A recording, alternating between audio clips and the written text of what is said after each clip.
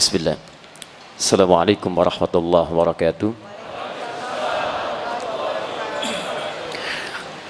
Alhamdulillahi wa kafa.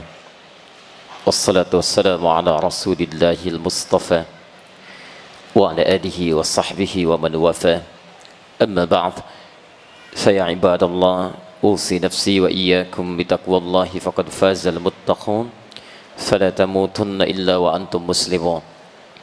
فقال تعالى يا أيها الذين آمنوا اتقوا الله حق تقاته ولا تموتن إلا وأنتم مسلمون وقال يا أيها الناس اتقوا ربكم الذي خلقكم من نفس واحدة وخلق منها زوجها وبث منهما رجالا كثيرا ونساء واتقوا الله الذي تساءلون به والأرحام إن الله كان عليكم رقيبا. Bapak Ibu, saudara-saudariku dan pemirsa Akhir TV dimanapun Anda berada, alhamdulillah di antara sekian aktivitas kehidupan yang Allah berikan kesempatan pada kita menjalaninya, hari ini adalah kesempatan sisa hidup kita yang kita mohonkan pada Allah Subhanahu wa taala. Semoga Allah berkenan memberikan bimbingan kehidupan di hari ini sehingga hari ini bisa lebih baik dibandingkan dengan hari-hari sebelumnya. Syukur pada Allah, di antara sekian hamba yang tengah berada di kesibukan di hari ini, ada yang tengah berada di jalan. Saya dari Palembang tadi, subuh pesawat sudah padat. Kemudian di jalan pergerakan cukup luar biasa. Tapi di antara sekian hamba Allah yang beraktivitas, baru sekitaran kita saja, ternyata Bapak Ibu yang mendapatkan bimbingan dari Allah, ringan langkahnya, dilembutkan hatinya untuk mau datang ke rumah Allah ini, belajar sebagian dari tuntunan syariatnya. Kalau bukan Allah yang langkahkan dan ringankan ibu bapak datang ke sini, mustahil bisa hadir di sini. Padahal suasana hari ini, Ahad, bisa kita gunakan untuk mengerjakan yang santai dalam kehidupan. Ada yang sedang tamasya, ada yang sedang berlibur, bahkan dari Jumat kemarin nyaris ada kemacetan yang luar biasa antara jarak Karawang sampai Kebonjeruk. Dari sekian itu semua, ternyata Masya Allah, kalau bukan sayangnya Allah kepada Bapak Ibu sekalian, mustahil ada keringanan langkah menuju kemari. Karena itu saya memberikan pesan yang kuat, kalau Allah sudah turunkan rasa sayangnya kepada kita, jangan pernah ditinggalkan, karena tidak mudah lagi untuk bisa meraihnya. Saya bermohon kepada Allah, semoga siapapun yang berada di masjid ini dan sekitarannya mendapatkan karunia yang dijanjikan oleh Nabi Muhammad SAW dalam hadis riwayat Muslim nomor hadis 2010. Saya bacakan hadisnya. Qala Rasulullah SAW, satu kali Rasulullah SAW pernah bersabda, bima ma'na majtama'a qaumun fi baitin min buyutillahi, tidak akan pernah berkumpul, berdesahkan hamba-hamba Allah di satu tempat di rumah-rumah Allah, yatluna kitab Allah, dengan tujuan ingin belajar sebagian dari tuntunan kitab Allah, wa yatadarasunahu fima bainahum, kemudian mereka diskusikan, pelajari dengan sesamanya, illa ghasyiyatuhumur rahmah, kecuali saat mereka mulai belajar sampai berpisah itu, rahmat Allah akan diliputkan di sekitaran mereka. Wa nazalat alaihimus sakinah, dan ketentraman akan ditanamkan dalam jiwanya. Yang ketiga, wa haffathumul malaikah, dan malaikat ikut berkerumun dengan mereka. Yang keempat, wa dzakarahumullahu fi man 'indah, dan disanjung-sanjung mereka oleh Allah di sekitaran makhluk yang ada di sekitaran Allah sampai selesai mereka belajar. Maka Masya Allah, dari sekian hamba Allah yang beraktivitas, Bapak Ibu yang terpilih kemudian untuk mendapatkan anugerah hadis ini. Semoga pelajaran kita hari ini menghadirkan rahmat Allah Subhanahu wa taala. Kedua, menghadirkan ketenangan dalam jiwa kita, sehingga para ulama hadis menyampaikan ini esensi belajar atau mengikuti pengajian dan ta'lim. Kalau isi pengajian tidak memberikan ketenangan dalam jiwa, maka ada yang salah dalam apa yang kita terima itu. Karena semua esensi dalam ibadah itu muaranya ketenangan dalam jiwa. Semua aktivitas ibadah dalam Quran umumnya disebut dengan kata zikir. Zikir. Salat itu zikir. Quran surah ke-20 ayat ke-14. Innani anallahu la ilaha illa ana fa'budni wa aqimis salata li dzikri. Saya Allah, tidak ada Tuhan yang layak disembah kecuali saya. Bagaimana menyembahnya? Sembah saya, tunaikan salat. Untuk apa salat? Li dzikri, untuk zikir kepada saya. Baca Al-Quran itu zikir. Zikir. Dan Quran disebut zikir oleh Al-Quran. Quran surah ke-15 Al-Hijr ayat ke-9, paling kanan di pertengahan.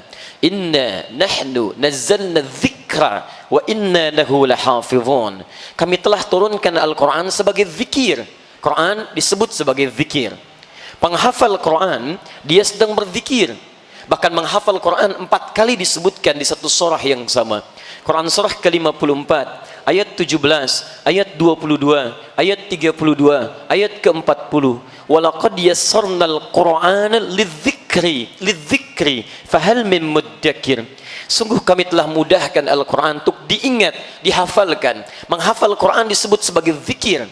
Jadi ketika antum sedang menghafal Quran, anda sedang berzikir. Doa itu zikir. Quran surah ke-7 Al-A'raf ayat 205. Wadhkur rabbaka fi nafsika tadarruan wa khifatan wa dunal jahri minal qaul. Silahkan berdoa, berzikir kata Quran dalam jiwamu dengan kalimat-kalimat yang lembut, dengan kata-kata yang menyentuh. Mohonlah kepada Allah dengan penuh ketawadhuan. Zikir, doa, istighfar, kalimat thayyibah pasca salat disebut dengan zikir. Astaghfirullah, astaghfirullah, astaghfirullah. Hadis Muslim nomor hadis 591. La ilaha illallah wahdahu la syarika lah, lahul mulku wa lahul hamdu wa huwa ala kulli syai'in qadir. Hadis Muslim nomor hadis 593. Subhanallah, subhanallah, subhanallah. Alhamdulillah, alhamdulillah, alhamdulillah. Allahu akbar, Allahu akbar, Allahu akbar. Hadis Muslim nomor hadis 597. Itu zikir. Zikir disebut oleh Quran dengan zikir. Quran surah keempat An-Nisa ayat 103, paling kanan di pertengahan. Fa idza qadaytumus salata fadhkurullaha qiyaman wa qu'udan wa ala junubikum. Kalau anda selesai menunaikan salat, bergegaslah untuk zikir kepada Allah. Anda boleh sedang sibuk, tapi bukan berarti kesibukan anda menepikan zikir. Daripada jalan sambil ngobrol kata Al-Quran, apa tidak susah mengucapkan kalimat astaghfirullah sambil berjalan? Subhanallah sambil berjalan. Sedang senggang, duduk. Sulit, sambil berbaring. Tidak ada sedikit pun peluang untuk mengelak darinya. Zikir. Dan ta'lim, belajar, mengajar seperti saat ini, itu bagian dari puncak zikir. Karena itu Nabi menyebutkan bahwa di hadis Muslim tadi, nomor hadis 2010, disebut amalan kita dengan zikir. Dan zikir yang baik itu adalah zikir yang memberikan ketenangan kepada jiwa. Quran surah ke-13 ayat ke-28. Ala bi dzikrillahi tatmainnul qulub. Yakinkan dirimu, jika zikirmu benar kepada Allah, maka dampaknya ke hati pasti tenang. Ini rumus, Bu. Kalau ibu sedang gelisah, jangan mengeluh. Mengeluh tidak menyelesaikan persoalan, Pak. Zikir. Ambil air wudu, buka mushaf, baca Al-Quran. Karena kata Quran, baca Quran itu menghadirkan ketenangan. Walaupun solusi belum datang, tapi ketenangan diberikan. Nikmat. Antum gelisah, ambil wudu, salat. Apalagi ke masjid, Masya Allah. Masjid itu disebut tempat paling menenangkan di muka bumi. Quran surah kedua Al-Baqarah ayat 125, paling kanan di pertengahan. Wa idh ja'alna al-baita mathabatan lin-nasi wa amna. Dan ketika kami jadikan bait Ka'bah, masjid sekitarannya, tempat pusat bagi ibadah manusia dan tempat yang paling menenteramkan di bumi. Jadi kalau bapak ibu datang ke Ka'bah, segelisah apapun, sebesar apapun persoalannya, itu di depan Ka'bah bisa tenang kita. Tiba-tiba menangis, tenang. Masjid begitu. Antum gelisah, ambil air wudu, datang ke masjid, salat 2 rakaat. Jangankan salat, masuk masjid aja auranya sudah beda. Masya Allah, begitu masuk salat, duduk, tenang, bawa kipas angin, plak, tidur aja. Saking tenangnya. Alhamdulillah. Mudah-mudahan materi kita hari ini ada manfaat yang insya Allah Allah mudahkan untuk kita semua. Hasilnya menghadirkan ketenangan dalam jiwa dan bisa kita amalkan dalam kehidupan. Baik, kita mulai materi kita. Dan seperti tema yang disampaikan pada hari ini adalah tentang berwudu tanpa boros menggunakan air. Mohon izin supaya membiasakan dulu. Saya terbiasa untuk menguraikan dulu referensi-referensi dari Al-Quran dan hadis terkait materi yang coba kita akan uraikan. Kalau wudu, seperti apa wudu dalam Al-Quran dan Sunnah? Kemudian disebutkan jangan boros, seperti apa ukuran jangan boros dalam Al-Quran dan Sunnah? Bila ada itu didapati, itu lebih baik dijadikan sebagai rujukan dibandingkan kita mengungkapkan pendapat pribadi. Baik, kita mulai bahasan kita. Saya harus ukur dulu, ya, sampai kapan keterangan ini disampaikan dan apakah ada dialog atau tidak. Saya mohon izin bertanya dulu. Kita sampai jam berapa, Pak? 8.30. Berarti kita cuma punya waktu 30 menit ya. Sampai jam berapa? 9, 10. Silahkan ya.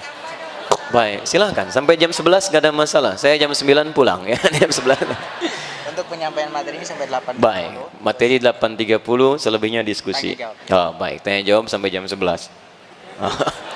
Asal Ustadz tetap di sini. Baik. Bismillah, kita mulai. Kita mulai pertama tentang bahasan wudhu dulu, baru kemudian seperti apa wudhu yang baik. Perhatikan baik-baik, saya turunkan dulu keterangan dari Al-Quran. Cara belajar yang baik itu, jika akan membahas persoalan tentang ibadah, maka ada 3 turunan, 3 hal yang mesti diurai. 3 hal ini, itu diisyaratkan dalam Al-Quran, surah kedua Al-Baqarah ayat 129. Posisi paling kiri sebelah atas. Kemudian dijawab di Al-Quran surah kedua Al-Baqarah ayat 151. Posisi paling kanan sebelah bawah. Yang Al-Baqarah ayat 129 itu bahkan dimulai 30 generasi sebelum Nabi SAW dilahirkan. 30 generasi, setiap generasi bisa ribuan tahun. Jadi sebelum Nabi Muhammad SAW dilahirkan, Nabi Ibrahim dan Nabi Ismail sudah berdoa kepada Allah supaya nanti ada Rasul yang diutus. Rasul ini lahir di sekitaran Ka'bah. Perhatikan doanya. Jadi Nabi Ibrahim, Nabi Ismail sudah meninggikan bangunan Ka'bah, tugas selesai, berdoa kemudian di samping Ka'bah. Di antara doanya, Quran surah kedua Al-Baqarah ayat 129. Rabbana wab'ath fihim rasulan minhum. Ya Allah, mohon utus nanti seorang rasul yang lahir di sekitaran penduduk dekat Ka'bah ini. Dan tidak ada seorang rasul yang lahir di sekitaran Ka'bah kecuali Nabi Muhammad SAW. Nabi Ismail alaihissalam lahir di Palestina, Kanaan. Kemudian baru diantarkan ke Mekah, diabadikan di Quran surah ke-14 Ibrahim ayat 37. Tapi yang lahir di sekitaran Ka'bah cuma Nabi Muhammad SAW. Saya ilustrasikan lokasinya. Bismillah. Bisa agak panjang sedikit? Saya boleh menulis? Boleh ya? Bismillah. Ibu kelihatan insyaallah? Belum ya? Belum Bu. Belum saya tulis. Bagaimana bisa kelihatan? Belum ya? Saya tulis dulu baru kelihatan ya. Ini saya ilustrasikan. Kalau ini Zamzam Tower sekarang ya. Ini geser sedikit. Kalau ke kirinya di sini ada Hilton. Di sini ada kipas angin pertama. Yang ini ada toilet di sini. Kipas angin yang kedua di sini. Kemudian ini geser sedikit ke sini. Ada Istana Raja. Ini Jabal Qubais. Ini Istana Raja di sini. Kemudian kita jalan ke sebelah sini. Kisaran 30 meter ada security, pos satpam, CCTV-nya di sebelah sini. Satu orang penjaganya, seragamnya coklat. Kemudian geser sini. Ini tiang listrik yang besar, lampu. Ini tiang lampu yang kedua, ini tiangnya lebih kecil dari ini, tapi ini sudah tidak ada. Geser sini, ke arah sini, kisaran 100 meter. Di sini ada tempat ngambil air zam-zam. Kalau ibu bapak ingin ambil air zam-zam yang pakai jerigen, jangan maksa yang ke sini Bu, di masjid, di kelamaan. Ini lebih bebas ini. Ya, kita pakai selang, pakai macam-macam, lebih cepat di sini. Kemudian di sebelah sini, nah ini lokasi dilahirkan Nabi SAW. Disamarkan sekarang menjadi museum, Al-Maktabah Qadimah, supaya tidak dikultuskan. Karena tidak sedikit datang orang ke sini salah kiblat, Bu. Ibu bisa bayangkan. Kita di sini di Pondok Indah sudah benar kiblatnya.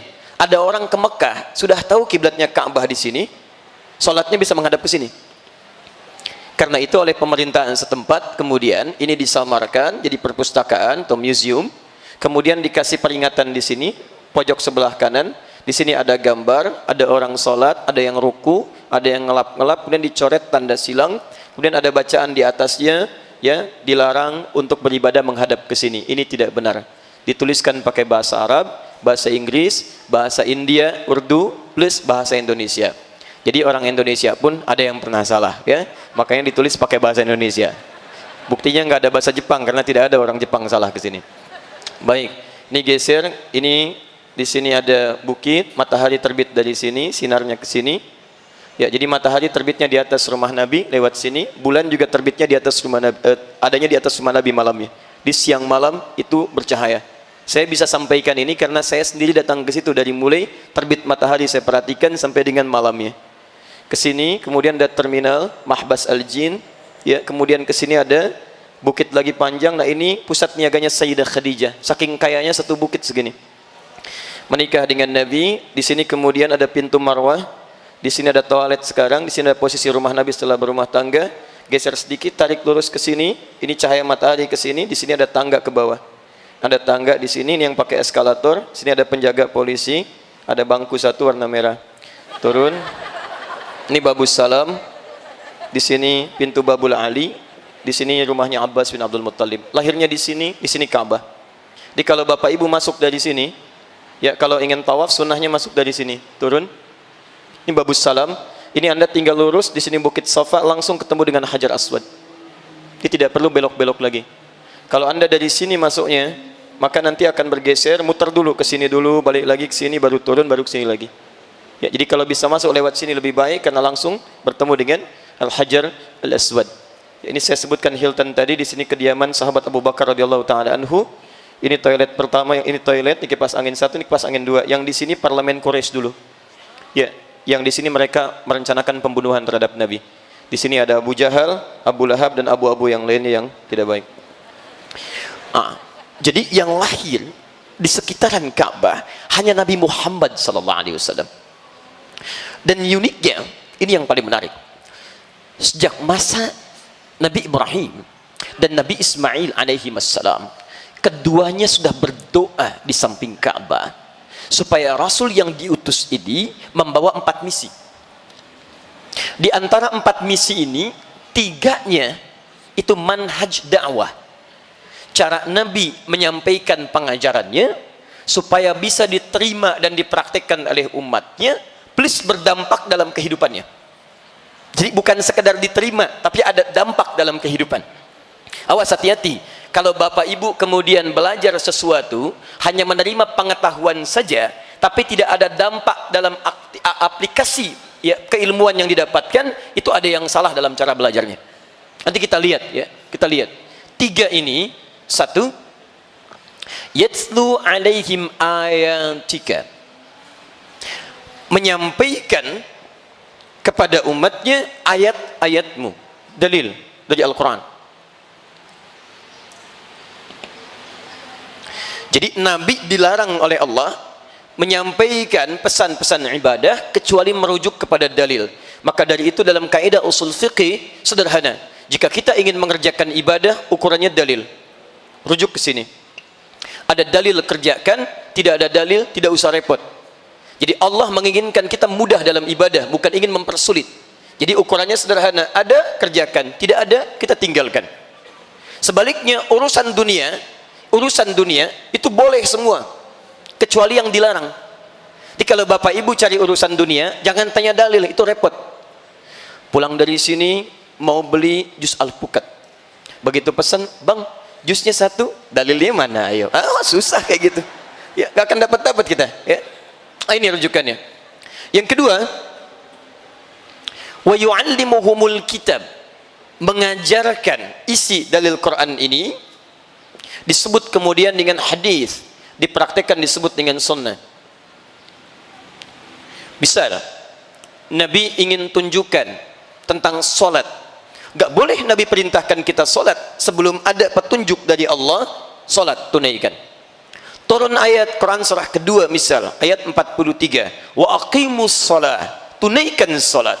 Maka ketika ayat turun, baru kewajiban solat bisa kita kerjakan. Jelas?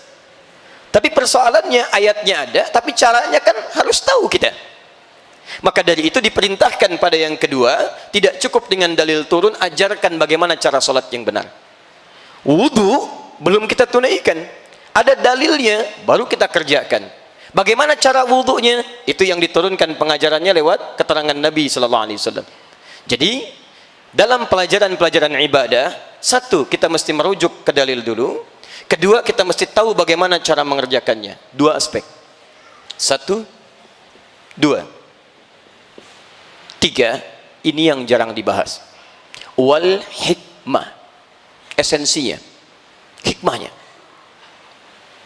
Hikmah. Esensi. Kenapa kita diminta sholat?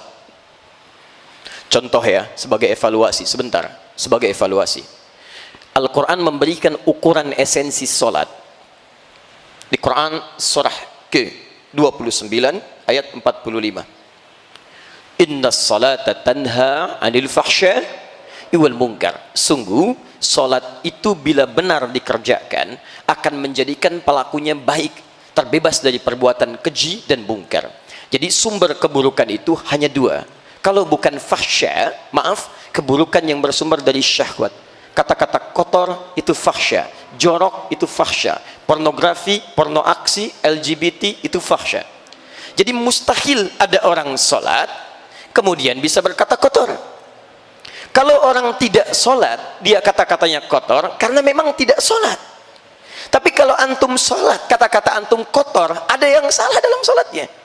Walaupun bacaan sholat anda terlihat benar, gerakan sholat anda terlihat sempurna, tapi ada yang salah dalam pelaksanaan sholatnya. Mungkin anda, maaf, kurang memahami dari apa yang dikatakan dan dibacakan dalam sholatnya. Mungkar, maaf, perbuatan yang diingkari oleh hati kita, sumbernya nafsu perut dan akal. Dusta itu mungkar, berselisih itu mungkar, mencela itu mungkar, korupsi itu mungkar, segala perbuatan kotor itu mungkar, bersumber dari nafsu perut dan akal. Jadi mustahil ada orang sholat bisa mencuri, mustahil. Ada orang sholat bisa berdusta, mustahil. Ada orang sholat bisa gosip, mustahil, Bu. Ya. Saya tidak, Ustaz, alhamdulillah tidak seperti ibu yang itu tuh. Sama aja, mustahil. Gak bisa, Pak. Mustahil ada orang ke masjid sholat pulang tertukar sandal, mustahil. Mustahil. Itu hikmahnya. Nah, kalau persoalan sholat kita tidak menghasilkan esensi ini, maka ada yang salah di sini dan di sini. Bukan sumbernya, tapi ada sindiran di Quran, salah satunya halus tapi tajam. Halus tapi tajam. Ada orang sholat yang tidak memahami, mengerti apa yang dibaca dan dilakukan dalam sholatnya. Coba cek dalam sekian sholat yang kita tunaikan, ribuan kali ruku dan sujud, berapa persen bacaan sholat yang kita pahami? Jangan-jangan kita ruku nggak ngerti yang dibaca, sujud tidak paham apa yang dilakukan. Bagaimana kita bisa khusyuk dalam sholat? Ini poinnya. Nah, jadi tiga turunan ini akan kita turunkan. Umumnya orang kalau belajar ibadah itu mencukupkan pada bacaan, dalil. Yang kedua adalah cara, sunnah. Tapi umumnya jarang membahas aspek yang ketiga. Esensinya apa? Ini poinnya. Ya, Bapak Ibu berdiri begini, ya, bersiap mau sholat, tangan diangkat sini. Caranya benar. Lisan mengucapkan Allahu Akbar. Dalilnya hafal. Ya, Abu Dawud nomor hadis 857. Fayaqulu Allahu Akbar. Pertanyaannya, kenapa tangan Anda seperti ini? Kenapa yang diucapkan Allahu Akbar? Bukan Allahul Azim, Allahur Rahman. Itu semua ada hikmahnya. Dan diajarkan pada Nabi sallallahu alaihi wasallam. Nah, ini yang akan coba kita turunkan pada pagi ini terkait dengan persoalan wudu. Apa dalil tentang wudu? Bagaimana cara berwudu? Dan apa esensi wudu? Jangan-jangan tiap hari kita wudu, tapi dampak dari wudu tidak nampak dalam kehidupan kita. Sepakat sampai sini? Nah, kan tinggal sepakat saja, Bu, ya. Saya yang datang, saya terangkan, saya tulis, saya hapus sendiri. Wah. Biasa ya. Bismillah. Saking pentingnya tiga hal ini, itu diingatkan langsung oleh dua orang Nabi, Ibrahim dan Ismail alaihi wassalam, sebelum kelahiran Nabi Muhammad sallallahu alaihi wasallam. Itu jarak ke Nabi Muhammad ke Nabi Ibrahim sekitar 30 generasi. Setiap generasi bisa ribuan tahun. Nabi Musa ke Nabi Muhammad sekitar 2000 tahun. Muhammad bin Abdullah bin Abdul Muttalib bin Hashim bin Abdul Manaf bin Qusay bin Murrah bin Kilab bin Ka'ab bin Ghalib bin Fihr bin Manik bin Nadar bin Kinana bin Khuzaimah bin Mudrika bin Ilyas alaihi salam bin Nizar bin Mudar bin Ma'ad bin Adnan bin Addi bin Adri bin Muqawwam bin Nahur bin Tarikh bin Ya'rub bin Yasjub bin Nabit bin Ismail alaihi salam bin Ibrahim alaihi salam. 30 generasi. Kalau ini tidak penting, tidak akan dimohonkan oleh dua orang Nabi dan Rasul sekaligus. Ini menunjukkan tiga aspek ini sangat penting. Ini poin pentingnya. Maka doa ini dikabulkan oleh Allah Subhanahu wa taala setelah 30 generasi. Dengan turunnya Quran surah kedua Al-Baqarah ayat 151, paling kanan sebelah bawah. Kama arsalna fikum, dijawab, rasulan minkum, sebagaimana kami telah utus di antara kalian, sekitaran Makkah, rasul dari kalangan kalian, yatslu alaikum ayatina, satu, wa yu'allimukumul kitab wa yuzakkikum wa yu'allimukumul kitaba wal hikmah wa yu'allimukum ma lam takunu ta'lamun. Berdoa 30 generasi sebelumnya dikabulkan, bahkan saat dikabulkan Nabi Ibrahim dan Nabi Ismail tidak menyaksikan kehadiran nabinya. Ini pesan kata para pakar tafsir, bahwa dari sekian doa yang kita mohonkan itu akan selalu ada manfaat bagi diri kita, sekalipun saat dikabulkan belum tentu kita hadir di dalamnya. Dikala bapak ibu memohon kepada Allah, misal, ya Allah jadikan di antara keluarga saya ada yang hafal Al-Quran. Mungkin yang hafal Quran bukan saat bapak ibu hidup. Setelah anda meninggal, di antara cucunya ada yang hafal. Hafal itu bukan karena dia hebat, mungkin karena doa anda. Jadi jangan putus dalam berdoa. Ketika anda berdoa tentang apapun, akan ada kebaikan di dalamnya. Selain pahala, ada pengabulan yang luar biasa. Jadi jangan cepat kecewa kalau kita berdoa seketika belum terkabul. Mungkin ada hikmah yang besar di dalamnya.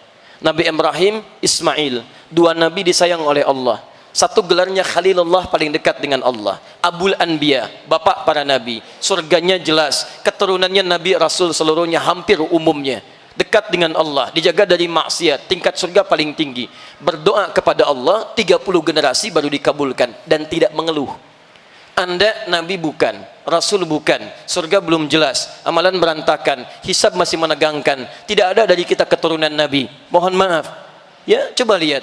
Baru berdoa 30 menit saja sudah mengeluh. Saya sudah di rumahmu ya Allah. Saya sudah bermohon. Saya sudah tahiyatul masjid. Masya Allah. Kenapa belum dikabulkan juga?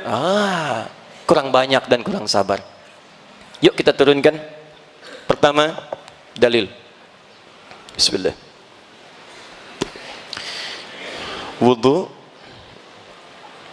yang tidak boros. Dalilnya kita turunkan. Satu, kita ambil dari Al-Quran dulu. Pertama, Quran surah kelima Al-Maidah ayat yang ke-6, posisi paling kiri sebelah atas. Kemudian kaitan ini nanti ditafsir di Al-Baqarah, Quran surah kedua ayat 222, paling kanan di pertengahan, di ujung ayatnya. Tiga, kita ambil turunan ini, kemudian ke boros dulu, Quran surah ke-7 ayat 31. Kemudian kita turunkan lagi pada aspek ampunannya, Quran surah ketiga ayat ke-31. Puncak paling tingginya kita ambil di Quran surah ke-39 Az-Zumar ayat 53. Ini sekarang ke caranya, sunnah Nabi. Kita ambil hadisnya. Pertama, hadis riwayat Ibnu Umar dalam Sahih Muslim. Nomor hadis kita ambil dulu yang 224. Kemudian hadis riwayat Muslim terkait dengan hukum di 225. Caranya kita ambil hadis riwayat Al-Bukhari yang cara spesifik dulu. Nomor hadis 744. Detil yang ini kita temukan juga di hadis riwayat Muslim dulu. Kita ambil nomor hadis 246. Ini pun ditemukan di Al-Bukhari, hadis riwayat Al-Bukhari. Nomor hadis 136. Ini riwayat Utsman bin Affan radhiyallahu taala anhu. Yang ini 744 ditemukan juga di hadis riwayat Muslim. Nomor hadis 397 riwayat Abu Hurairah radhiyallahu taala anhu. Kisahnya ada di kitab Subulus Salam karangan Imam As-San'ani yang berbahasa Arab di jilid kedua halaman 31. Paragraf kedua posisi paling kanan sebelah atas di kitabnya. Kemudian kita turunkan yang ini lagi hadis riwayat Muslim, esensinya terakhir hikmahnya. Hadis 244. Ini ada turunan dari catatan Syekh Muhammad Nasiruddin Al-Albani di kitab Silsilah Al-Hadits As-Sahihah. Karya Syekh Muhammad Nasiruddin Al-Albani, nomor hadis 6048. Ya. Sampai di sini pelajaran kita insyaallah. Setannya, ada setan khusus menggoda orang wudu. Hati-hati. Nanti kita bahas ya. Mudah-mudahan cukup waktunya. Kita ambil dulu aspek setannya di Quran surah kedua ayat 168 paling kanan sebelah bawah. Setan itu tugasnya menggelincirkan. Quran surah kedua ayat ke-36 seperti menggelincirkan Adam. Janji kepada Allah untuk menggoda. Quran surah keempat ayat 119. Dia berasal dari iblis. Quran surah kedua ayat 34. Iblis asalnya dari jin. Quran surah ke-18 ayat ke-50. Dan jin tidak nampak. Itu masalahnya. Quran surah ke-15 ayat 27. Ya. Ini materi kita. Waktu saya tinggal 15 menit lagi. Baik. Satu, kita mulai tentang wudu. Bapak Ibu sekalian, pertama kita ambil ukuran dulu melalui definisi apa itu wudu. Sehingga dengan ukuran itu kita bisa turunkan pada praktek dengan mudah. Wudu itu ada dua pemaknaan. Satu, pemaknaan secara bahasa. Kedua, pemaknaan secara tafsir bahasa. Jadi ada pengertian secara bahasa murni, ada pemaknaan secara tafsir bahasa yang diambil dari keterangan Al-Quran dan Hadis. Secara bahasa, wudu itu disebut dengan an-nadhafah, al-husnu wan-nadhafah. Bersih dan indah. Bersih dan indah secara bahasa. An-nadhafah, bersih dan indah. Diharapkan dengan orang ketika berwudu, dengan wudu itu maka semakin bersih tampilan dirinya dan nampak indah dalam penampakan perilakunya. Kenapa saya sebut dengan penampakan perilaku? Karena kalimat keindahannya bukan menggunakan kata jamalah tapi husnun. Ingat, kata husnun dalam bahasa Arab itu menggambarkan keindahan dari aspek akhlak perilaku, bukan tampilan fisik. Kalau tampilan fisik itu orang Arab menyebutnya dengan jamalah. Jamalah dari kata jamalah, jamalun, seperti ini. Kalau pakai sifat pakai ta, ini artinya ganteng, cantik, keindahan secara fisik. Tapi pakai alif Pak ya, jamal, jamal. Kalau alifnya dibuang, jamal, ini unta. Ya. Siapa nama Bapak? Jamal. Masya Allah. Begitu umrah di visa dituliskan tanpa alif lagi, Jamal begini. Ini yang repot. Begitu masuk kemudian proses imigrasi, itu bengong petugasnya. Pakai alif, Jamal. Kalau ini melekat pada seseorang, kalau laki-laki misalnya, maka berubah jadi jamil namanya. Jamil, ya, yang mengambil sifat ini, ya, pada tampilan fisik. Laki-laki ganteng, jamil. Misal namanya Saiful, sifatnya ini jadi Saiful Jamil. Misal. Kalau perempuan tambah tak di ujungnya, Jamilah, cantik secara fisik. Misal namanya Mulan, pakai Jamilah, Mulan Jamilah, misal. Kenapa? Contoh saja. Nah, tapi kalau yang tampak keindahan itu dari aura kebaikan, kelihatannya seperti biasa bagi kalangan sementara orang. Ukuran cantik dan gantengnya tidak terlampau tinggi, tapi akhlaknya mulia. Nah, itu dalam bahasa Arab disebutnya bukan jamil jamal lagi, tapi husnun. Husnun. Sifat orangnya disebut dengan hasan, perempuannya disebut dengan hasanah. Jadi kalau bapak ibu ingin jadikan laki-laki kepada perempuan, tinggal tambah tak di ujungnya.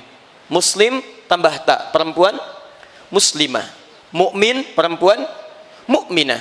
Shaim, perempuan, kan? Itu. Nah, orang wudu itu, maaf ya, lihat baik-baik. Jadi sifat wudu itu dari segi bahasa sudah jelas. Bukan sekedar menghadirkan kebersihan dalam fisik. Mohon izin, maaf, wajah dibersihkan, bersih luarnya. Tapi apakah kebersihan wajah itu memancarkan akhlak yang mulia di wajah? Kalau antum bersih wajahnya, tapi suram senyumnya, tidak ada akhlak kebaikan di wajahnya, ada yang salah dalam wudunya. Tangan dibasuh, bersih. Tapi kebersihan tangan secara fisik tidak mencerminkan kebaikan perilakunya. Maaf, kotor juga, mengerjakan hal yang dilarang, ada yang salah dalam wudunya. Ini baru aspek bahasa. Karena itu, dalam penafsiran bahasa ini, oleh para ulama, kalimatnya dispesifikan. Apa kalimat yang bisa menggabungkan dua aspek ini? Dalam bahasa Arab ada satu istilah, namanya taharah. Taharah. Kalau sudah disebutkan taharah, maka keduanya menjadi satu. Kalau cuma nadhafah, itu bersih luarnya. Bersih luarnya. Pernah dengar kalimat ini? An-nadhafatu minal iman. Kebersihan sebagian daripada iman. Itu hadis palsu. Ya. Saking palsunya, di kitab hadis palsu pun tidak ditemukan. Orangnya disebut dengan nadhif. Ini, nadhafah. Ya. Hati-hati, ini walaupun sederhana, ini penting. Saking pentingnya, ini spidol susah menuliskan. Mau habis tuh tintanya. Jadi fokus teman-teman, lihat baik-baik. Ini memang agak banyak yang aneh sekarang ya. Spidol sulit mengulas. Air sampai habis saking pentingnya tuh. Cuman gelasnya. Baik, alhamdulillah. Biasa. Lihat, fokus ini. Jadi kalau disebutkan nadhafah, itu cuman luarnya. Antum kalau ingin bersih-bersih luar, jangankan orang Islam, non muslim juga bisa mengerjakan itu. Anda bersihkan tangan, yang lain bersihkan tangan. Anda bersihkan wajah, yang lain cuci muka. Apa bedanya Anda dengan yang lain? Karena itu dirubah pengertiannya, diarahkan pada petunjuk yang benar. Wudu itu tidak sekedar menjadikan kebersihan secara fisik, tapi juga ada makna taharah di sana. Taharah itu bersih luarnya, suci dalamnya. Itu poinnya, bersih dan suci. Karena itu kalau teman-teman membuka kitab fikih, dibuka dengan kalimat makna wudu, pengertian wudu, maka akan kata ini yang kita temukan, babut taharah, bab tentang taharah, tapi isinya wudu. Dari mana para ulama memutuskan kalimat taharah? Bukan sembarangan, dari keterangan Nabi SAW, tercantum dalam hadis riwayat Muslim nomor hadis 224. Ini riwayatnya Ibnu Umar, Abdullah bin Umar radhiyallahu taala anhuma, anaknya Umar bin Khattab. Kemudian yang kedua hadis riwayat Muslim nomor hadis 225, riwayatnya sahabat Abu Hurairah radhiyallahu taala anhu. Lihat kalimatnya. Yang pertama, qala Rasulullah sallallahu alaihi wasallam, la tuqbalu salatun min ghairi tuhurin wala sadaqatun min ghululin. Tidak akan pernah diterima salat seseorang tanpa bertaharah. Taharah yang dimaksudkan wudu. Nabi pun menyebut wudu dengan kata taharah. Artinya kalau ada seseorang salat tidak mengerjakan wudu dulu, maka salatnya tidak akan diterima oleh Allah Subhanahu wa taala. Khusyuk salatnya sampai menangis, masya Allah. Bacaannya syahdu sampai salam. Cuman sayang nggak wudu. maka salatnya tidak diterima oleh Allah Subhanahu wa taala. Tapi Anda mesti hati-hati. Hati-hati, nanti saya tunjukkan dalam praktek. Nabi menyebut dengan kata tuhurun, bukan nadhafatun. Artinya wudu ini tidak biasa. Jadi kalau Anda cuma basah-basah, tapi saat sholat perasaan Anda kotor, tidak bersih dengan basuhan wudunya, sholatnya pun akan bermasalah. Bahkan turun ayat Quran di sini. Fawailul lil musallin, celaka orang sholat. Anda bisa bayangkan, orang sholat masih celaka, apalagi yang tidak sholat.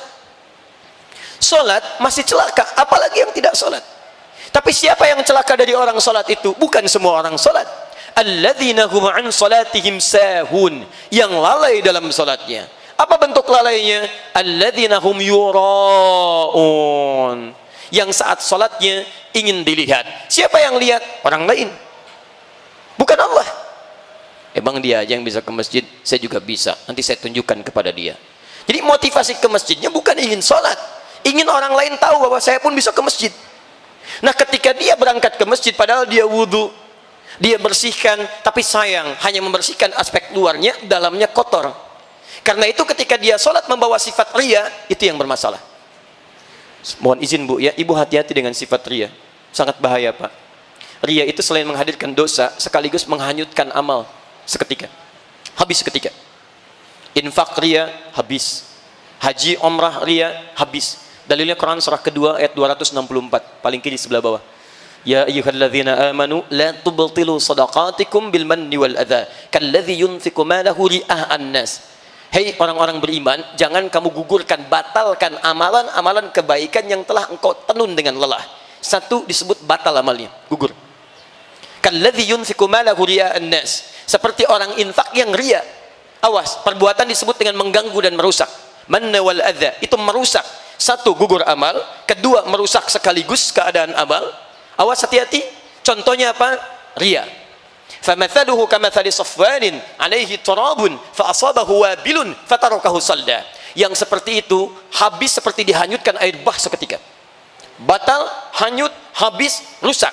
Wallahu la yahdil qaumil kafirin. Dan Allah tidak memberikan petunjuk kepada orang kafir, diserupakan dengan perbuatan orang kafir. Ya, nggak ada nilainya. Dan lebih capek daripada orang kafir. Orang kafir tidak sholat, nggak ada nilainya. Antum sholat, nggak ada nilainya. Lebih capek kan? Makanya Allah beri petunjuk, lelah, capek. Ini musim-musim umrah nih, jangan sampai muncul riya. Sudah capek, keluar biaya, keluar tenaga, keluar waktu, nggak ada nilainya. Nggak ada nilainya. Hati-hati. Tidak salah kalau kita ingin ngundang, minta doa dan sebagainya. Tapi riya jauhkan. Dan ngundang bagus-bagus, Bapak Ibu sekalian. Insya Allah saya mau berangkat umrah. Mohon saya didoakan. Saya banyak salah, minta maaf. Ini umrah pertama kami dalam kehidupan. Mungkin juga yang pertama di komplek ini ya. Pak RW belum umrah, Pak RT belum umrah. Kami doakan Pak di Mekah supaya semua bisa umrah. Masya Allah, habis. Nah, nih. Ya, jadi sekarang lihat baik-baik. Orang yang wudunya benar, maka semua perangkat tubuhnya yang dibasuh dalam wudu itu pasti akan baik. Ini poin paling pentingnya. Ini esensinya. Nah, sekarang coba cek berapa kali kita dalam sehari berwudu dan berapa banyak aspek wudu itu bisa hadir dalam perilaku kita. Nanti saya turunkan saat membahas caranya. Ternyata kata Nabi, bersamaan dengan orang berwudu itu kalau wudunya benar, maka gugur dosa-dosa yang ada dalam anggota tubuhnya. Bersamaan dengan mengalir tetesan air wudunya, jatuh kotoran dan noda-noda dosanya. Nanti kita simpulkan di akhir, sampai para ulama menyebut kata wudu ini seakar dengan kata daw, yaitu cahaya. Kalau wudunya benar, bercahaya orang ini di akhirat, bercahaya kebaikan saat di dunia. Nah, maksud saya tidak cukup dengan amin, kita belajar dulu. Maksud saya, kita nanti akan lihat apakah wudu kita menghasilkan ini selama ini. Kalau belum, mari kita turunkan pembelajarannya. Satu. Ayo kita lihat caranya sekarang. Quran surah kelima ayat ke-6, paling kiri sebelah atas. Quran surah kelima Al-Maidah ayat yang ke-6. Ya ayyuhalladzina amanu, hei orang-orang yang telah menyatakan dirinya beriman kepada Allah. Tahan sebentar, saya berikan aspek tafsirnya dulu ya. Kalau ada ayat Al-Quran dibuka dengan kalimat iman, Artinya, informasi yang akan disuguhkan lewat ayat itu sekaligus menjadi indikator keimanan pemiliknya. Semakin cepat kita merespon dan serius mengerjakannya, ini pertanda iman kita berada di level yang baik. Tapi kalau Anda malas mengerjakannya dan abai dalam penunaiannya, ini menunjukkan imannya dalam keadaan lemah. Hati-hati. Ayat wudu dibuka dengan iman. Ketika Anda serius mengerjakan wudu dengan cara yang benar, ini menunjukkan iman Anda dalam keadaan yang baik. Tapi kalau Anda abai, ya, asal saja, kemudian basah saja, tak peduli dengan cara kebaikan-kebaikan dalam mengerjakannya, ini menunjukkan iman kita sedang di bawah standar yang baik. Jelas? Baik, mari kita teruskan. Ya ayyuhalladzina amanu, ai orang-orang telah menyatakan dirinya beriman kepada Allah. Idza qumtum ilas shalah, kalau Anda ingin menyempurnakan salat. Kalimat kumtum aqama yuqimu aqimu aqim yuqimuna, artinya sempurna. Dan kalimat salat umumnya dibuka dengan kalimat aqama yuqimu. Salat pertama Al-Baqarah ayat 3, paling kiri sebelah atas. Alladzina yu'minuna bil ghaib wa yuqimunas shalah. Ayat 43, wa aqimus shalah. Quran surah 11 ayat 114, wa aqimis shalah. Quran surah 17 ayat ke-78, aqimis shalah. Quran surah ke-29 ayat 45, wa aqimis shalah innas salata tanha 'anil fahsya'i wal munkar. Aqim aqama yuqimu yuqimun. Makanya sebelum kita salat diadakanlah kemudian iqamah. Iqamah itu bukan tanda dimulai salat, salah satu maknanya. Kalau tanda awal salat itu azan. Iqamah itu isyarat kepada kita agar bersiap-siap menyempurnakan salat kita. Dia bukan sekedar ada, ayo siap-siap salat, bukan sekedar itu. Makna lebih dalamnya, hei sekarang salat akan dimulai. Ayo siap-siap, sempurnakan. Jangan sampai salat kita gagal di hadapan Allah Subhanahu wa taala. Makanya disebutkan iqamah. Orang kita menyingkat dengan qomat. Ya, qomat tuh kalau orang Arab gak kenal, Bu, ya, Pak. Itu singkatan orang kita, orang Indonesia. Orang kita tuh luar biasa. Singkatannya kadang-kadang lebih dalam daripada orang Arab. Di Arab ada singkatan, ada. Bahkan kalimat-kalimat dalam istilah ada singkatan. La haula wala quwwata illa billah hauqala. Allahu akbar takbir. Alhamdulillah tahmid. Bahkan ayat Al-Qur'an itu ada istilah singkatannya. Alhamdulillahi rabbil alamin hamdalah. Bismillahirrahmanirrahim basmalah. Ada. Saya sudah 8:30 ya. Mari kita tutup dulu sesi ini dengan sama-sama mengucapkan hamdalah. Hamdalah. Bukan. Alhamdulillahi rabbil alamin. Ada singkatan. Cuma kadang orang-orang kita kalau menyingkat itu lebih dalam. Ujungnya bisa disingkat. Ya, ujungnya, ambil ujung, sebutkan. Saya olahraga di Timur Tengah, misal main bola aja ikut-ikutan gitu, sekedar ikut. Itu kalau orang Arab minta dioper, sebut namanya lengkap. Abdurrahman bawa bola. Abdurrahman wallahi ta'ala wazza'. Oper sini oper. Saya bawa bola. Wallahi adi oper. Wazza' ta'ala. Orang kita tidak. Abdurrahman man wazza' oper. Adi di qomat iqamat. Masih beruntung bukan mat.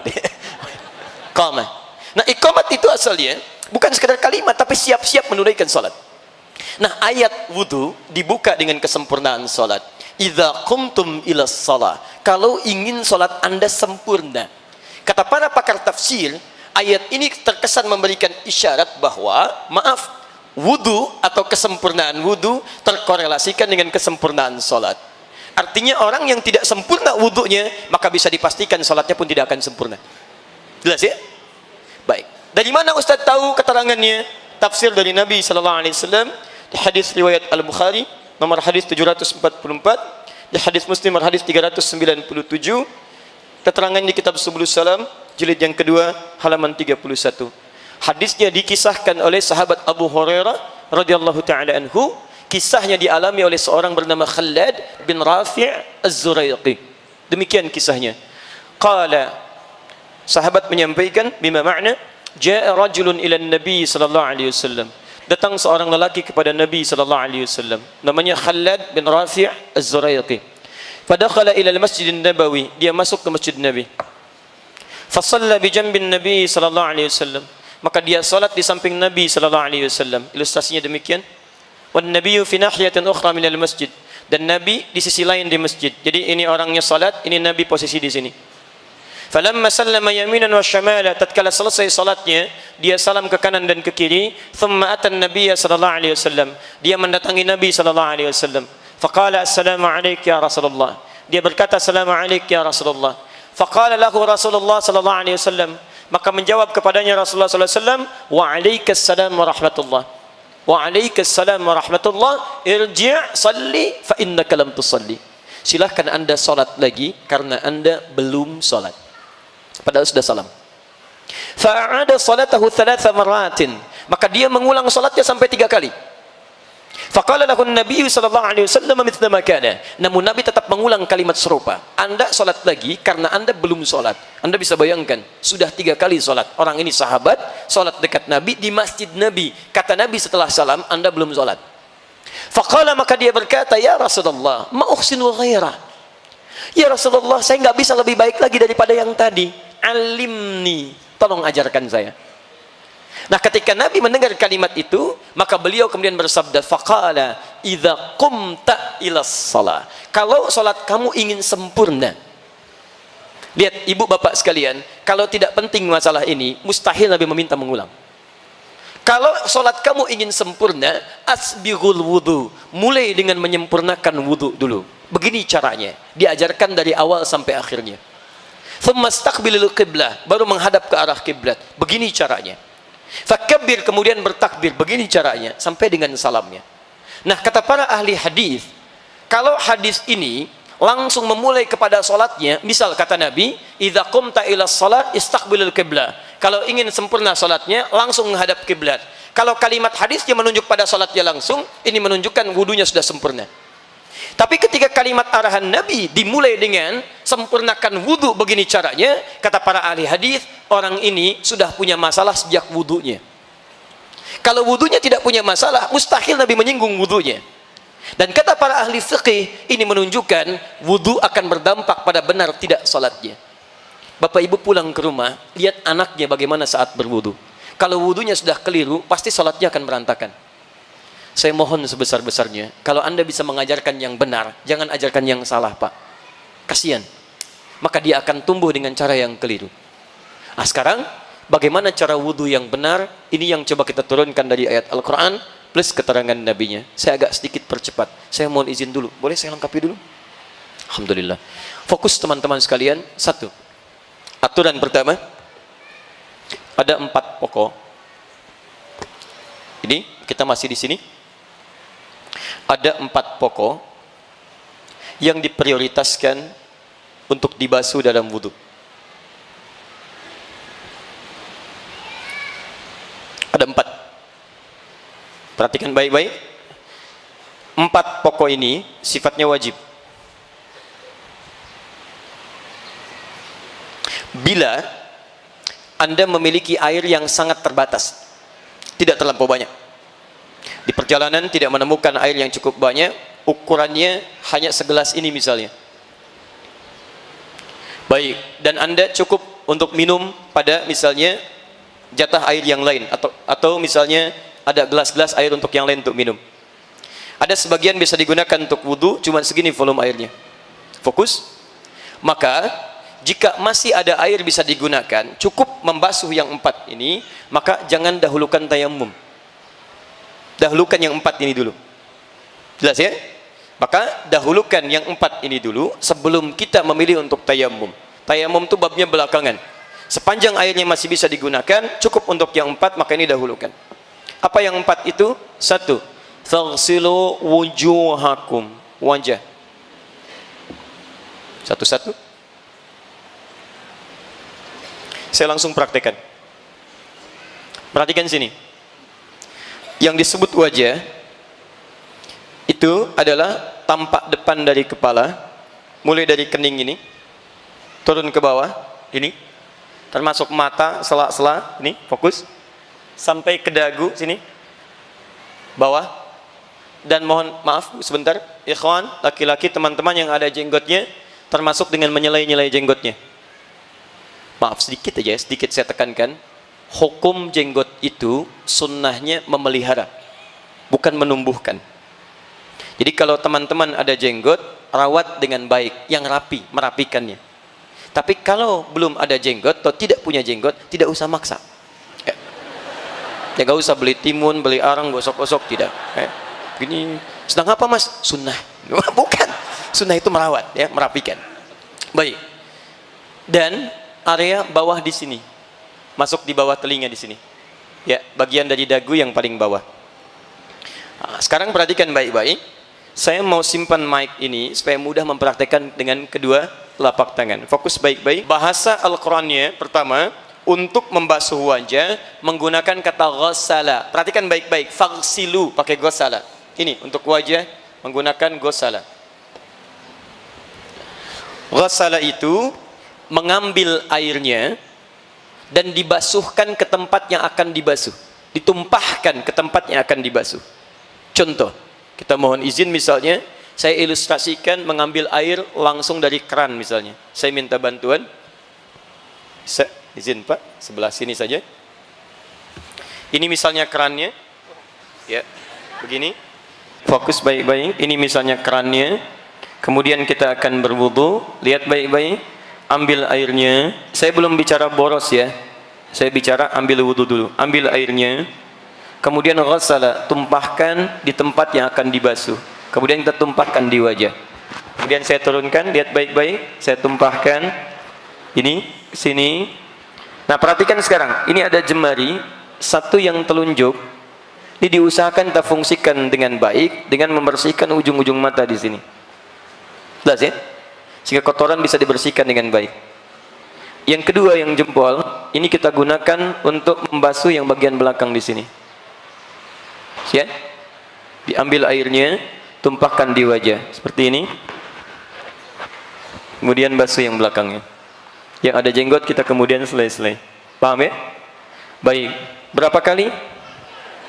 Nah, lihat baik-baik. 3 itu adalah batas maksimal. Bila sekiranya basuhan pertama dan kedua itu dirasa belum sepenuhnya menjangkau bagian tubuh yang harus dibasuh. Kalau pertama 1 kali saja misal kita rasakan sudah sampai keseluruhan terbasuh, maka itu bisa dianggap cukup. Jelas ya? Jika dirasakan belum cukup, tambah yang kedua. Atau jika kita ingin lebihkan kebaikannya sampai yang ketiga, itu tidak ada masalah. Dan Nabi pernah berwudu dengan 2 kali. Tidak ada masalah di situ. Jelas? Tapi jangan sampai 4 dan seterusnya. Karena hadisnya mengatakan, "Faman zada faqad 'asa Abul Qasim." Siapa yang sengaja menambahkan, melebihkan sehingga muncul aspek boros di situ pada air, dia telah melawan Nabi sallallahu alaihi wasallam, bermaksiat kepada Nabi. Paham sampai sini? Baik. Sekarang ini baru bagian yang pertama. Ketika masuk bagian yang kedua, kerannya kita perbaiki dulu jika turun. Baik. Seperti ini. Baik. Yang kedua, setelah wajah, wa aydiyakum ilal marafiq. Tangan sampai siku. Bapak boleh duduk sebentar supaya tidak capek. Sekarang perhatikan sini. Mana tangan? Dia. Lihat baik-baik Bu ya, Pak ya. Di dalam fikih itu beda kalimatnya dengan pengucapan kalimat biasa. Kalau kalimat biasa disebutkan tangan itu disebut dengan yadun, yad. Dari sini ujung finger, jari-jari sampai ke sini. Ujung sini. Dekat ke bahu, ini tangan, yad bahasa Arabnya, yad. Tapi kalau anda nanti membaca dalam fikih, Masya Allah, diksi Al-Quran dan hadis itu spesifik ketika memerintahkan kita untuk mengerjakan sesuatu dengan tangan. Nah, akan disebutkan bagian fungsi-fungsi dan batasnya. Contoh, ini yadun sampai sini. Tapi kalau sampai sini, ini mirfaq namanya, siku. Jamaknya marofik. Kalau sampai sini, ini sa'id namanya. Wangan. Kalau sampai sini pergelangan, ini rusghun namanya. Kalau yang ini saja, ini kaffun namanya. Kalau yang ini saja, ini asabi' namanya. Kenapa saya terangkan kalimat-kalimat ini? Karena nanti kalau dalam fungsi fikih ibadah, itu akan spesifik disebutkan batas-batasnya. Misal, Anda sholat bertakbir. An-Nasa'i nomor hadis 886. Fawada'a yadahul yumna 'alal yusra. Yadnya kaf. Maka letakkan telapak tangannya yang kanan di punggung yang kirinya. Letakkan di dada. Jadi begitu mengangkat Allahu Akbar, batasnya di sini. Boleh kata Nabi, rusghun, pergelangan ketemu pergelangan. Jadi di sini boleh, di sini juga. Pergelangan kanan bertemu pergelangan kiri di sini. Tapi mohon maaf ya, kalimatnya kayak pakai fa. Fa itu cepat. Allahu Akbar. Bukan diukur. Allah. Amin. Boleh sa'id ke sini. Boleh sampai sini. Tapi dilarang mirfaq sampai sini. Ini dilarang oleh Nabi. Jangan bertakbir seperti orang sombong. Jangan bersedekap seperti orang sombong kata Nabi. Ini cuma kiasan. Dilarang kita sampai ke sini, sampai sini saja. Ya, kan kalau sedang ada proyek. Ini ya. Ini nggak boleh dibawa dalam sholat, ya. Baik, jadi cuma sampai sini saja. Jelas ya? Baik. Fokus. Wudu batasnya hanya sampai sini. Marafiq. Ya, marafiq hanya sampai sini. Sekalipun dilebihkan, tidak boleh berlebihan sampai sini misalnya. Ya. Melebihkan sedikit dari sini untuk memastikan jangkauan semua sampai siku kena, bukan ingin sekedar lebih lewat, bukan ya. Jadi batasnya sampai siku. Dan lihat bahasa Qurannya menggunakan ila. Ila itu harful goyah, memulai sesuatu sampai tujuannya, bukan dari tujuan ke asal, tapi dari asal ke tujuan. Kata Quran, basuh tangan sampai siku, asal tujuan, bukan tujuan ke asal. Jadi ketika kerannya kemudian mulai akan kita basuh, ya, lihat dengan airnya, ambil air, ini asalnya tangan sampai siku, airnya ambil, tumpahkan dari tangan sampai siku, bukan siku ke tangan begini. Jadi bukan kerannya dibuka, sikunya dibeginikan. Ya, kalau aspek fikih yang benarnya itu diambil dari sini sampai ke sini. Ada yang berpendapat begini boleh, tapi saya kurang sepakat, karena nanti dari sudut hikmah itu keluar dari tatanan hikmahnya. Dia yang paling baik, ambil dari ujung sini, tumpahkan ke sini, kemudian alirkan lagi ke bawah. Paham? Kanan selesai, kemudian kiri. 3. Ini yang dahsyat. Masuk yang ketiga, berubah dari kata ghasala menggunakan masah. 2. Iku. 3. Wamsahu, ini masah. Usap. Cikum kepala. Fokus. Lihat baik-baik. Yang ketiga, ru'us jama' dari kata ra'sun, artinya kepala. Jadi bukan rambut. Ingat, kepala bukan rambut. Di sini keadilan Allah. Kalau yang disebutkan rambutnya, maka akan kesulitan bagi orang yang belum punya rambut. Masalah. Dan yang kedua, orang yang wudunya cuma mengusap rambutnya, maka wudunya dipandang tidak sah. Hati-hati teman-teman, ya, yang muda-muda ini banyak terlihat sudah rapi, bagus, pakai minyak juga rambutnya itu kan. Begitu wudu takut tumpah lagi atau acak-acakan lagi, cuma takut di sini gitu kan. Nah, itu wudunya tidak sah. Dampaknya sholatnya pun tidak akan dihitung.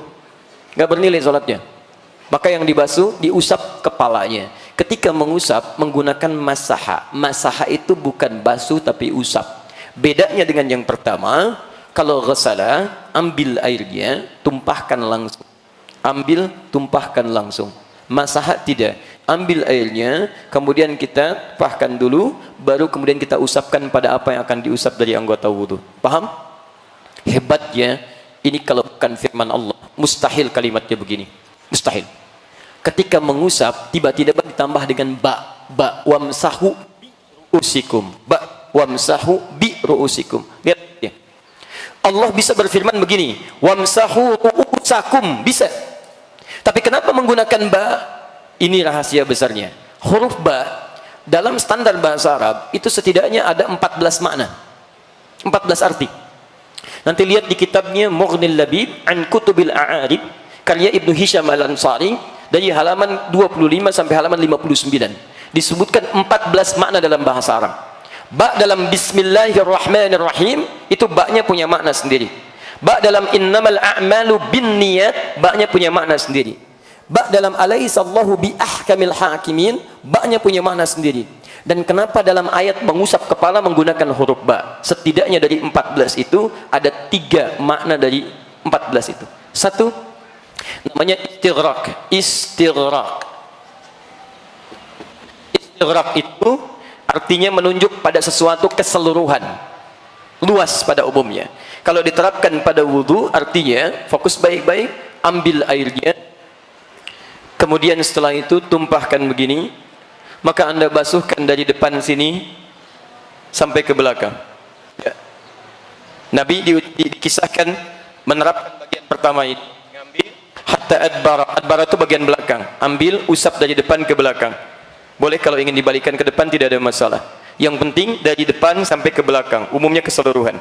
Maka ini makna ba yang pertama.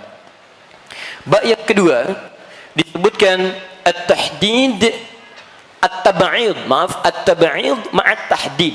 At-tab'id ma'at tahdid. Jangan terjebak dengan istilah, yang penting Bapak Ibu paham. At-tab'id ma'at tahdid, yaitu menunjuk pada sebagian tapi ada batas. Sebagian tapi ada batasnya. Kata para ulama, batasnya di sini ubun-ubun. Jadi kalau Anda misalnya ingin berwudu kemudian mengusap bagian kepala, dalam kondisi tertentu Anda usap bagian ini pun sampai ubun-ubun, sudah sah wudunya. Jelas ya? Yang ketiga adalah at-tab'id min duni tahdid. Sebagian tapi nggak ada batas. Yang penting masuk bagian kepala. Fokus. Ini kepala bukan? Ini kepala. Ini kepala. Yang penting masuk bagian kepala, kita usap, sudah sah wudunya. Apa hikmahnya kenapa menggunakan huruf ba di sini? Karena tidak dalam setiap kondisi kita bisa mengusap kepala keseluruhan. Antum punya masalah di kepalanya, misal ada qadarullah, misalnya ada musibah, luka di kepala, luka yang ini, maka bukan alasan bagi antum untuk tidak mengusap kepala. Boleh antum usap yang bagian sini, itu sah wudunya. Dan hebatnya akhwat yang perempuan, tidak bisa ibu berwudu misalnya, misal dalam setiap keadaan yang longgar. Mungkin ada satu kondisi ibu akan berwudu, saat mengusap kepala hijab gak bisa dibuka, maka sederhana sebetulnya, ambil airnya, tumpahkan, kepala bagian ini usap, atau ambil bagian tertentu di kepala, itu sah hukumnya. Dan sepakat ulama fikih, nggak ada perbedaan di sini, sepakat. Ya, jadi maaf, Nabi mengajarkan, sahabat mencontohkan, tabi'in mengikuti, ulama mengajarkan, semuanya sepakat. Nabi nyampaikan, sahabat sepakat, tabi'in sepakat, ulama sepakat. Ibu Rasul bukan, ya, sahabat bukan, tabi'in bukan, ulama bukan, tidak sepakat. Ibu yang kurang sehat, ya. Jelas ya? Maka ini faedahnya kenapa menggunakan huruf ba. Ba. Wah, bahasa Arab itu luar biasa. Alhamdulillah, orang kita, orang Indonesia, ada yang raih doktor, PhD di Al-Azhar, hanya membahas huruf ba saja dalam ayat wudu. Ba dalam ayat wudu, huruf ba dapat doktor, PhD. Silakan, masih ada huruf ta, huruf sampai ya. Nah, itu untuk kepala. Terakhir, yang keempat, wa arjulakum ilal ka'bain. Perhatikan baik-baik. Allah mengembalikan harakat dari i ke a. Tadi wamsahu biru'usi i. Tapi ketika menyebut kaki kembali ke a. Wa arjulakum, ikut hukum sebelumnya. Ketika kalimatnya menggunakan a bukan i, berarti hukumnya diikutkan pada hukum yang awal. Wa aidiakum a, pakai a. Wa arjulakum a, berarti hukum membasuh kaki sama dengan hukum membasuh tangan. Artinya salah bukan masaha. Ini basuh kaki. Karena ghasala, maka prakteknya, mohon izin, mudah-mudahan teman-teman atau kamera bisa melihat dengan baik. Perhatikan baik-baik. Saya mohon izin, barangkali saya berikan contoh begini. Maaf, kaki saya mengangkat sedikit lebih tinggi, saya copot kaos kakinya. Perhatikan baik-baik. Yang basuh pertama, karena menggunakan ghasala, maka airnya diambil, ditumpahkan di kaki. Batas kakinya, mohon maafkan saya angkat agak tinggi ya supaya terlihat. Batas kakinya itu dari sini, jemari bawah sampai ke pergelangan kaki di sini, mata kaki. Jelas ya? Baik, ini mata kaki sampai sini, sampai mata kaki, ingat batasnya. Ini rijlun sampai sini, ini rukbatun, ini rusghun, mankab. Ini mata kaki, ini lutut, ini paha. Awas, kenali baik-baik ya. Tadi kepala, tadi tangan, ya, sampai ke kaki. Kepala, pundak, lutut. Sekarang masuk ke sini. Lihat sekarang. Lihat, fokus. Cara membasuhnya, ambil, tumpahkan di tempat wudu, paling bagus bagi 3. 1, kita mulai dengan bagian pertama, di jari-jari ini. Sela-sela. Kalau bisa, antum selai-selai dulu, ambil, kemudian selai-selai dulu di sini. Ya, gunakan kelingking. Kenapa bukan jempol Ustaz?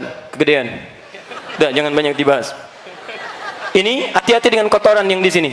Ada di sela-sela yang jempol. Karena banyak orang bermasalah sampai diancam oleh Nabi. Ada orang yang diancam dengan siksa kubur karena sengaja meninggalkan kotoran di kakinya. Karena tidak sopan. Antum masuk ke sini pakai sepatu kotor, diterima nggak oleh DKM? Tidak. Antum menghadap Allah pakai kaki kotor. Kan tidak menyenangkan. Dan dia tahu itu kotor, cuman sengaja nggak dia basuh. Maka seakan-akan menghadirkan maksiat yang nyata di hadapan Allah Subhanahu wa taala dan diancam dengan hukuman yang besar. Satu di sini. Kedua, ambil air, tumpahkan lagi. Usap bagian belakang di sini, bagian belakang. Ketiga, ambil air keseluruhan, maka ratakan keseluruhannya. Ya, basuh keseluruhan. Selesai 4 ini. Paham? Baik, saya teruskan sebentar. Wah. Ini yang 4. Kita baru belajar cara.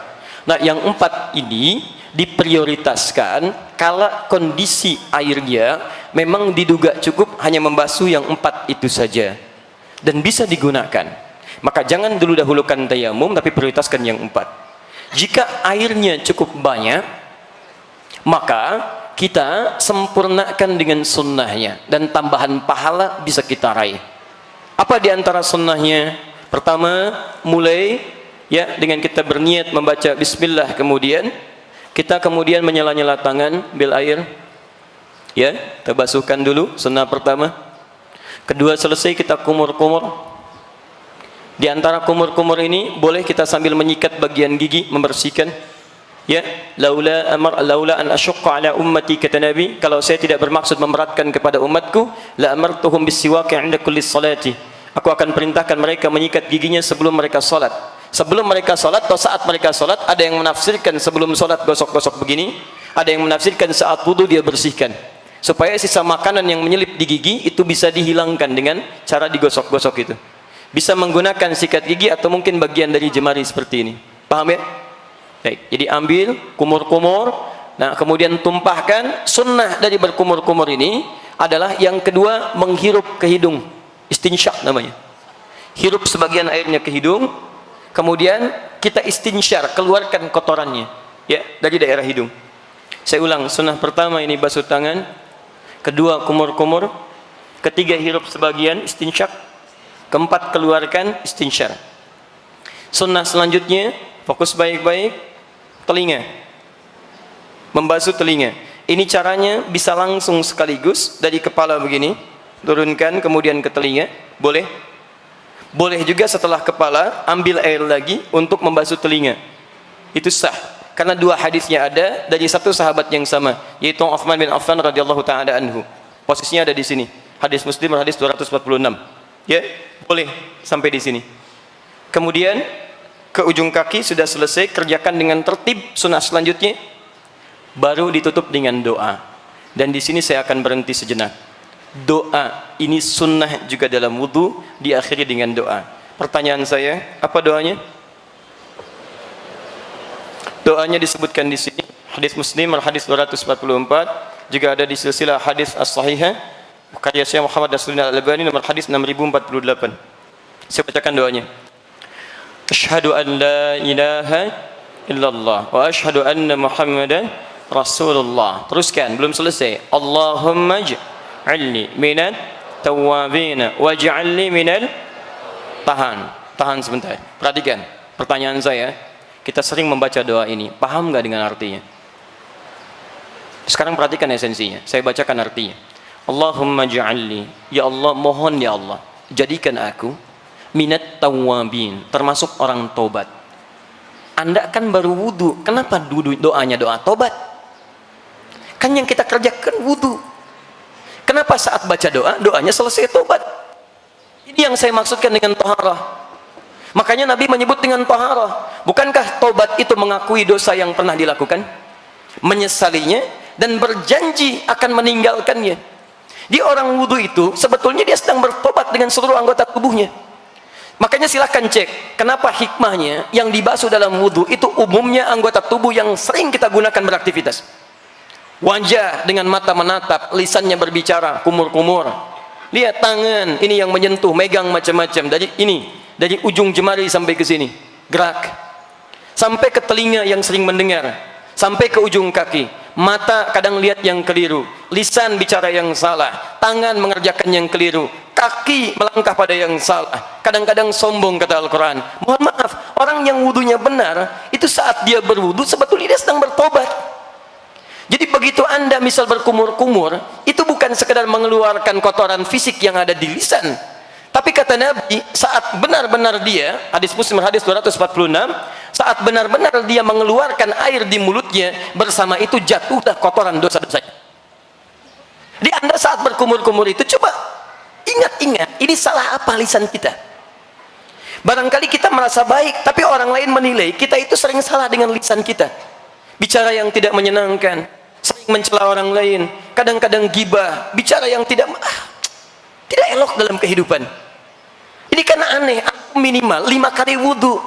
Kalau sekali wudu masih salah, barangkali agak wajar.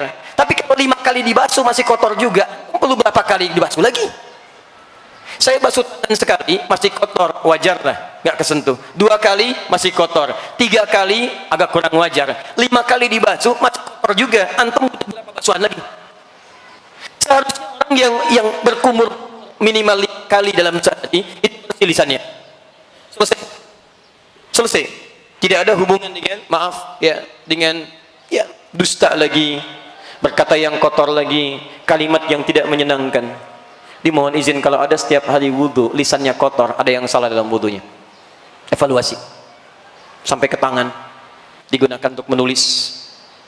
Kadang-kadang menulis yang tidak baik. Bikin status, menulis yang tidak benar, hoax, mencela orang lain. Atau Anda yang tanda tangan proyek yang tidak jelas. Katanya wudu, bahkan baru wudu lagi. Masya Allah, Pak, ini ada proyek, Masya Allah, nilainya miliaran, tapi sifatnya haram. Silakan Pak, tanda tangan. Sebentar ya, saya wudu dulu. Wudu dulu, Masya Allah. Habis wudu baru tanda tangan. Mustahil. Tangan yang dipakai taat, mustahil dipakai maksiat. Mustahil. Ya teman-teman, mustahil itu. Tidak akan pernah tangan digunakan maksiat. Lisan yang dipakai sholat, mustahil digunakan maksiat. Kaki yang dipakai untuk ibadah dibasuh dengan wudhu, mustahil berbuat yang tidak elok, mustahil. Ayo Pak, di sana ada proyek nilainya besar Pak, 100 miliar, bagian Bapak 20%. Tidak, saya berwudhu, mohon maaf. Naik deh Pak, 50%. Sebentar, saya istikharah dulu. Masya Allah, istikharah dulu. Yes. Jadi kalau seseorang sudah bertobat itu, dia janji. Teman-teman evaluasi, coba tangannya salah apa? Selesai wudhu, hilang. Kalau belum, wudu lagi. Waj'alni minal mutatahhirin. Mutatahhirin adalah orang-orang yang selalu memperbaiki diri untuk bersih luarnya, suci dalamnya. Dari kata taharah. Mutatahhir, orang yang berusaha suci. Kalau sudah suci disebut dengan tahir. Kalau ibu bapak wudunya seperti ini, fokus ya, wudunya seperti ini, taubat, kemudian taharah, bersih luar dalam, maka Anda langsung disebut oleh Al-Quran berpeluang mendapatkan cinta Allah subhanahu wa ta'ala.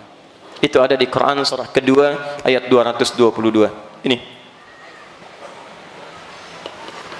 Quran surah kedua ayat 222, di ujung ayatnya, innallaha yuhibbut tawwabina wa yuhibbul mutatahhirin.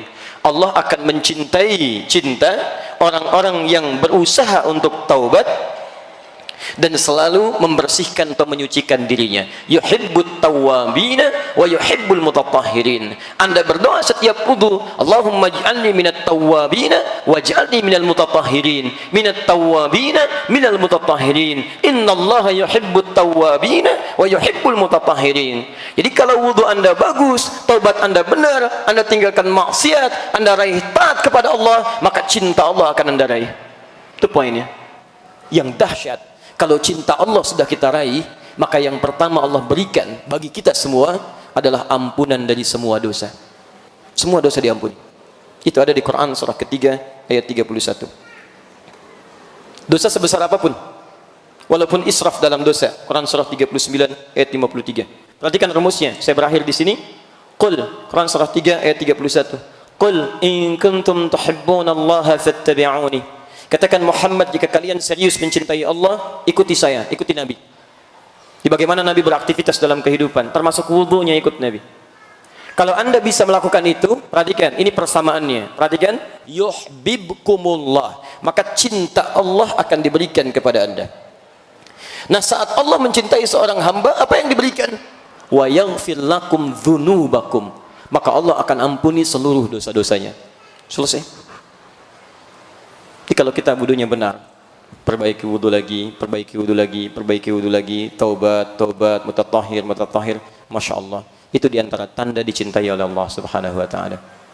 Jadi kalau Bapak Ibu ingin berusaha meraih cinta Allah, Anda dicintai pasangan hidup, bahagianya luar biasa. Kenapa tidak ada yang ingin dicintai oleh Allah Subhanahu wa ta'ala? Ada yang tidak punya dosa di sini? Boleh angkat tangan? Yang sedikit? Yang banyak? Lalu saking banyaknya nggak bisa angkat tangan kan? Dan sekarang diberikan peluang untuk diampuni dosa, kenapa tidak kita raih? Bahkan israf. Israf itu dosa paling tinggi. Boros dalam dosa. Jadi semua pengen diraih. Kalau ini bohong saja, ini mencela saja, ini pukul saja. Kalau yang ini, kalau ada orang berbuat dosa belum dia kerjakan, kayaknya kurang. Mas, sudah pernah mukul orang? Belum saya. Tuh ada di sana. Mana? Datang. Oh, Masya Allah. Jadi kalau belum melakukan dosa, gatal tangannya. Tiba-tiba dia ingin kembali. Maka ada jalan untuk kembali. Di Quran surah 39 ayat 53. Qul ya ibadiyalladzina asrafu ala anfusihim la taqnatu min rahmatillah. Hei, katakan Muhammad pada hamba-hamba Allah yang banyak dosanya berlebih, jangan putus asa dari rahmat Allah. Caranya salah satunya ini, taubat dan perbaiki dalam wudu. Jelas di sini? Baik, syaratnya tidak berlebihan juga dalam wudunya, karena israf diantaranya bermakna berlebihan dalam menggunakan sesuatu, termasuk air wudunya. Maka kami tutup dengan Quran surah ke-7 ayat 31. Ya bani Adam khudhu zinatakum 'inda kulli masjid. Hai anak cucu Adam, silahkan berikan tampilan terbaik saat ada panggilan dari masjid, maksudnya salat, kenakan yang terbaik, termasuk wudu dengan baik. Wa kulu washrabu wa la tusrifu. Silahkan makan, minum, tapi jangan berlebihan. Tusrifu, kalimatnya menggunakan israf, bukan dimakan minum saja. Dosa bisa israf, wudu bisa israf. Karena ada orang minum berlebihan, ada orang menggunakan air berlebihan. Minum pakai air, wudu pakai air. Karena itu pakai para ulama fiqih, berlebihan dalam wudu pun itu termasuk bermaksiat kepada Nabi dan dosa di hadapan Allah Subhanahu wa ta'ala. Jadi kalau nanti gunakan air, ada 3 sifat air dipakai wudu. 1, air yang seperti ini berada dalam satu wadah tertentu. 2, air yang ada dalam keran yang bisa diatur. 3, air yang mengalir seperti di sungai atau lautan sekitarnya. Kalau yang 3 itu nggak ada masalah. Yang seperti ini dengan keran itu yang kita kondisikan. Saya akhiri, kalau pakai keran, maka kita atur, jangan sampai terlampau berlebihan. Ya, saya biasanya seperti ini. Biasanya kalau ada keran, nah ini biasanya kalau tidak dikecilkan, maka kita ambil dulu. Kemudian setelah kita ambil, ya air secukupnya. Lalu setelah itu kita coba matikan kerannya. Jadi kita ambil begini, kita matikan, kemudian kita basuh.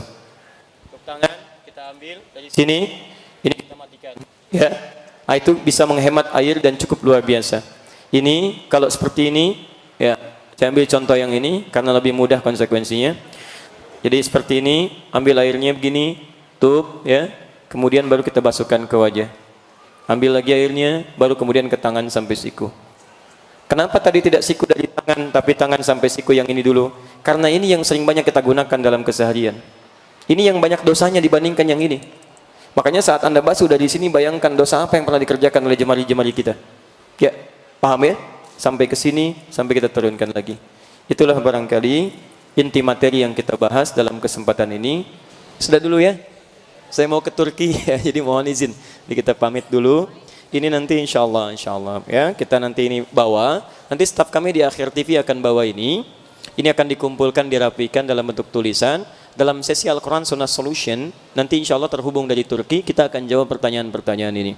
Di ibu sekalian, bapak sekalian, ini yang bisa saya sampaikan. Kalau benar itu dari Allah, kalau salah mohon maaf, itu kesalahan saya pribadi.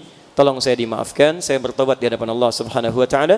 Pesan saya, jika Anda belum mampu berlomba dengan orang soleh meningkatkan kebaikan, maka segeralah berlomba dengan para pendosa untuk bertobat dan beristighfar kepada Allah Subhanahu wa ta'ala. Berwudulah dengan baik, sehingga bisa mendapatkan bau Daw adalah cahaya, dan saya tutup dengan hadis Nabi SAW bima makna satud'a ummati yaumal qiyamati ghurral muhajjalin. Umatku akan dipanggil pada hari kiamat dengan cahaya meliputi dirinya, min atharil wudu, dari bekas wudunya. Dan kata para ulama, akan nampak cahaya itu di dunia pada aura-aura kebaikan dalam dirinya. Subhanakallahumma wa bihamdika asyhadu an la ilaha illa anta astaghfiruka wa atubu ilaik, wa akhiru da'wana alhamdulillahi rabbil alamin, wal 'afu minkum. Assalamualaikum warahmatullahi wabarakatuh.